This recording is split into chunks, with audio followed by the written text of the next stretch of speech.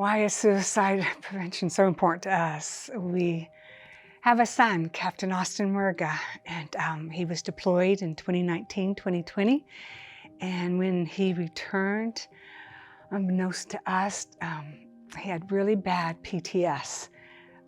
He fought that battle very, very hard. We're very proud of him. Mm-hmm. We learned so much about how he fought it, how hard he fought it, with professionals and coaches and chaplains. But he lost that war September 7, 2020. So our son was here a week prior to his death, dying by suicide. So we were out to dinner, and he surprised his mother for his birthday. So we're out to dinner, and he's saying that he came back from Afghanistan with all this money because they get paid extra, this, that, and the other. And he goes, "Oh, I'm going to buy myself a Ford F-150 diesel pickup truck." And I go, "You got a perfectly great vehicle. Why a diesel?" He goes, "Dad," he goes, 100,000 miles, that's when the engine breaks in. He goes, "I'll have that the rest of my life." That's 1 week before he died by suicide. The day that he died by suicide, he and I are texting each other. And after that, he got in touch with his roommate. He's an officer, so he lived off base. He goes, "Hey, I'm going to Walmart to pick up food for the week." 3 hours after that, he died by suicide. It upsets me that so many families are ashamed of military PTS suicide. We're so proud of our son, and I wish everyone else was, because it is a real battle wound, and no different than getting cancer or getting a stomach virus.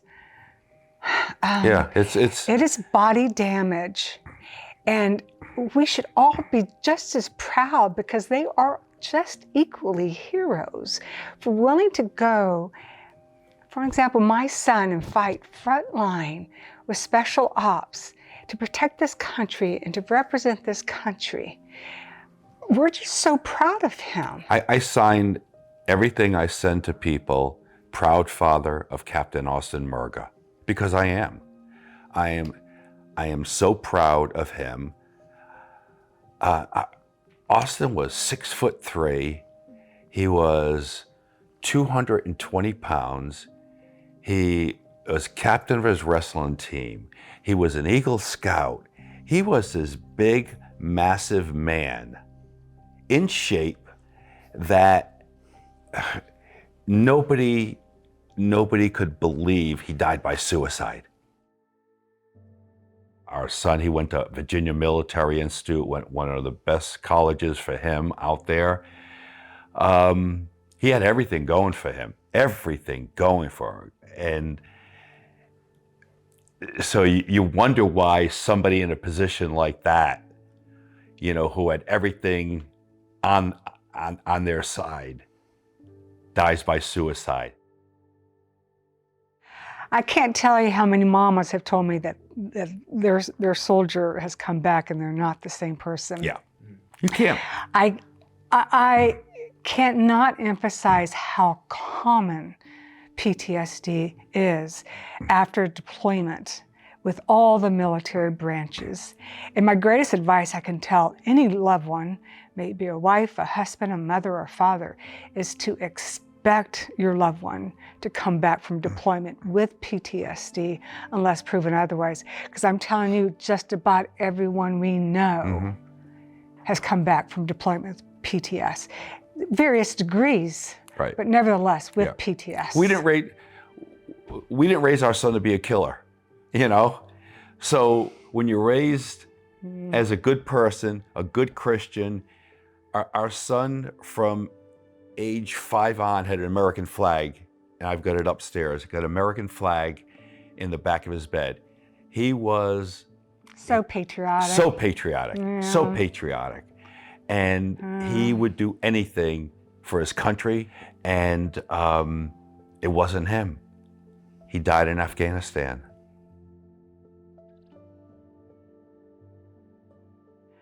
When we were on base at Fort Bragg, Fort Liberty, dealing with Austin's funeral and meeting a lot of his Joes and his commanders, we quickly discovered that suicide was a significant problem there at Fort Bragg. And after much research, it's a significant problem with all the branches and with our vets. What we discovered was a desperate need for 100% free counseling and 100% confidential off base. That was critical as well. So me and a girlfriend whose son also struggles with PTS, within the first couple of months of our son's death, we started to try to find an organization that we could support that provided just that, 100% free counseling, 100% confidential counseling. And the confidential is... it is critical. It's critical because what we've learned from our son is that, and you talk to a lot of military people, you get an invisible check mark next to your name. So our son, who was a captain, did not want to get help on the base because you get that he wanted to go to federal law enforcement after he left the military, and he didn't want that check mark next to his name. So that's where Stop Soldier Suicide comes in, helping the veterans and soldiers confidentially. And when Austin died by suicide 3 years ago, myself and a few buddies, we were sitting at one of the clubs here, and Gay automatically said, you know, we're not going to let his death go in vain, which was a wonderful thing. And on the back of a bar napkin, we said, let's do a golf tournament. Let's raise money. Let's make people aware of suicide. And we've made so many people aware of it. And the people have embraced us, because once again, we could have shut down. Austin was our only child. We could have just disappeared. But the community has engaged us. They know we're out there to help soldiers and veterans who suffer from PTSD. And we've tied ourselves with Stop Soldier Suicide, who has been supportive to us. And it's their cause and it's our cause. I know my son is smiling. My son is smiling because this is what he did. He sat one night, I remember he called me, one of his Joes tried to die by suicide, and he was in the hospital all night with him. He called me the next morning. I said, where are the counselors? He goes, oh, they're here. He goes, but he's mine. He sat there all night long, even though counselors were there or were going to be there. But he sat with this young kid and was there for him. And he touched a lot of people, and we learned so much about our son after he passed away that made us feel good. And everything we're doing now with Stop Soldier Suicide, we want to take care of soldiers, and as Gay was saying, all military branches and veterans that suffer from PTSD every single day. What's up, everyone? Just want to give a quick shout out to our sponsors, Mudwater, for making OP22 possible. I've been drinking Mud for almost a year. It tastes great, and it gives you the clean energy without the coffee crash or jitters. Mudwater is a coffee alternative with 4 functional mushroom blends, each added with their own purpose. You've got cacao and chai for a hint of chocolate and a little bit of caffeine, lion's mane for mental focus and clarity, cordyceps for your physical support, and chaga and reishi to both support the immune system. Mud is Whole30 approved, 100% USDA organic, non-GMO, vegan, and kosher certified. One of my favorite things about Mudwater is the company culture and the fact that they donate monthly to psychedelic research, mental health research, and various treatments. Mudwater believes that psychedelics are a useful tool for those with anxiety, depression, PTSD, and other mental health issues.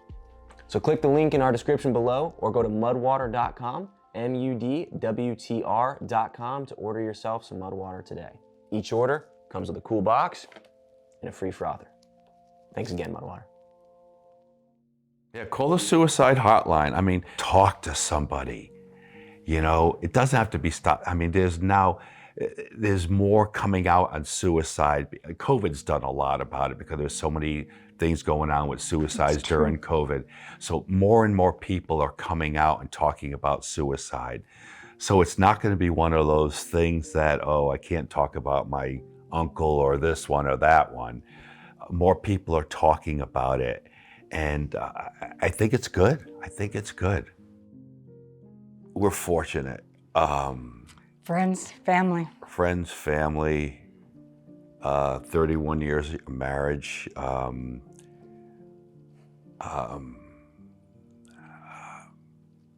and our faith. Oh my gosh. Yeah. We've been through so much. And if it wasn't for our faith in the Lord Jesus, you know, we could be so spiteful, so hurt. Why us? Why me? You know, and yeah, do we say that? Absolutely. But we know our son's in a better place. We know someday we'll be home with him, and home with him will be forever. You know, our time on earth is so small and so short, you just don't know. But forever with our son, it's probably gotten me closer in my faith. And like I said, we could have gone, you know, completely off the deep end and not believing, but faith has a lot to do with it. Our friends have a lot to do with it, family. Our son loved us as much as we loved him. I mean, we were so fortunate that because he put a few different places around the country where he wanted to be stationed. And we were fortunate that he was up at Bragg. And we moved to North Carolina. You know, we moved first, he moved second. So we got to see him so often. On vacations, he came here to visit us. He came here on weekends to visit us. He was a family man. But one thing he loved to do, he loved to spend his daddy's money. You know? And I'll tell you, we went out to dinner for Gay's birthday, and I knew he was coming in, so we surprised her. So we went to a local restaurant, and I jokingly say, you know, Dad's buying. So he ordered the steak, he ordered the soft shell crab on top, and then he loved old fashions. And he loved them when Daddy bought them because they were so expensive, you know. And it's like, and it was so great. And you know, I always say, and you know, I always busted his chops about it. You know, taking my money, I kept on saying to him, "Oh, this is coming out of your will. This is coming out of your will." I tell you, I would love to say that again to him. I would love to bitch about you spending my damn money. Oh God, I would love to be able to do that again. I drink an old fashioned a few times a week in his memory. We have a golf bench out here with Dawson's name on it, and if it's 7 o'clock in the morning, we do a shot for him. We toast him that way. But I would love to be able to do that again. And I will. I know. I'll be home with him, and we'll be together, and we'll do a toast, and it'll be. But there's so many of you made us so proud. Eagle Scout at 16 years old. I mean, he and I was a wrestler, and I always say, I always knew what the ceiling looked like, you know? and he always knew what the ground looked like. He was a great wrestler. I mean, he made us proud. He wasn't. I mean, I was more of a screw up of a kid than he was. We learned that he carried his Bible with him in Afghanistan, and he got that from his mama. I mean, I have his Bible, his Ranger Bible. He was a Ranger. And I have his Ranger Bible and all the things he had out underlined. It's like, oh my God, we never knew he read the Bible. I mean, it's like, how proud as a parent, that I'm a proud father of Captain Austin Murgas. Proud father.